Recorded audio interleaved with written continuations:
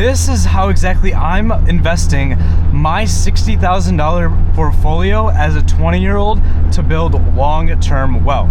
Today, I'm gonna be breaking down exactly what I've been doing to amass my net worth to over $100,000 before I was even able to drink. And on top of that, I'm gonna be showing you exactly what to avoid and what to look for when investing. And now in this specific video, I'm only gonna be talking about money that I intend to actually invest in the market and not in any other asset classes or money in like things like cars. How exactly am I investing all this money at 20, and where am I investing it all?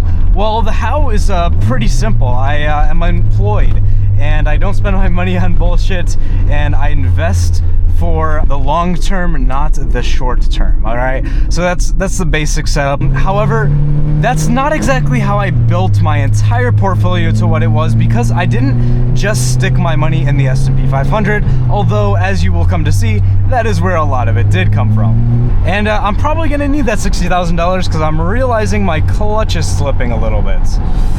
No bueno. Anyways, for beginner investors, whether you have $60,000 or you have $100, this is the exact strategy I would do, and that's starting off by keeping some money in cash. And now, you might not always have cash, right? Because the cash is there for a reason. It's just not there to sit there. The cash is there for opportunity. So maybe you are in the midst of an opportunity that you believe will do well, and maybe you're low on cash. That's cool. But in sort of the non-volatile, sort of lackadaisical market era, you will want some cash to be able to take advantage of opportunities that may present themselves. Having between 0 and 10% in cash is always good. Again, determinant based on your circumstances. So I would say I have about between 15 and 25% of my portfolio in sort of swing trades. Now, what I mean by this is opportunities that I've seen that are probably multi-month opportunities rather than like a multi-day opportunity. So currently these opportunities include things like triple leverage ETFs and Bitcoin. Now, the reason why I've put it in these is because I think they have opportunity in the short term, and I believe that people looking to make good returns better than market averages should be taking opportunities. Now, that doesn't mean you're going to actually make opportunities like this, and if you notice that you're not doing well with them, maybe you could reevaluate. But the great thing about this is it's only a portion of your portfolio. You're not full sending into these things and hoping and praying.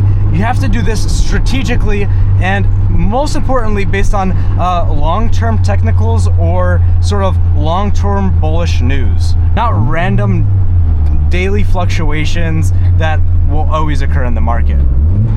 So what do some of these opportunities look like? Major legislative news that actually will affect broad markets is very good, right? So like when the tariffs came, right? Everyone was freaking out. There's so much volatility, but once we hit a bottom, a lot of people coped on the way up and said that it was a false flag. Obviously it wasn't. The market rose to all-time highs, etc., etc.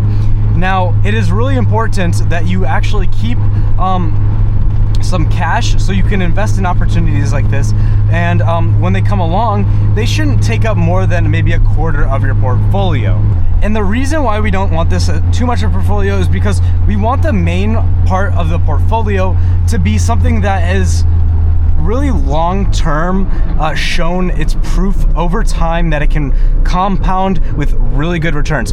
Some people say the S&P 500 is really bad, you want to beat it, yada yada yada, but honestly, being in the market is way better than just trying to beat the market a lot of the times, and that's kind of what the stats show, right? Again, that's not to say don't take risk, but if a large portion of your portfolio can, return 10.5% year-over-year returns on average in the long term, then that is something you should definitely be looking at. And if this can be the large portion of your portfolio, even if you fuck up the rest of it, you're gonna be completely fine. So this is kind of how my portfolio is set up at the moment, and these long-term things include just simple NASDAQ, S&P 500, and the Dow Jones. You don't gotta get fancy, and honestly, I would stay away from a lot of the sort of risk-averse assets. I feel like what works for me, especially if you are someone who's younger, is to avoid bonds, avoid things like that, because of the fact that at that point you're better off just throwing it into a high yield savings account or just sending it into the normal market, especially if you're going to play it long term anyways. Why decapitate some of your returns just on the side of being safe if you have 30 plus years for your money to compound? So yeah, I don't really subscribe to the 3-bucket portfolio. However, I don't really think you could go wrong either way. It's really up to personal preference, but at least for what's worked from me is not necessarily been putting it in low risk assets. So yeah, technical analysis, boring long-term trading, and sort of just dollar cost averaging into the market has really worked well for me. If you guys have, opposite stories or maybe another perspective to share, I would definitely love to hear it, and you could definitely comment that down below.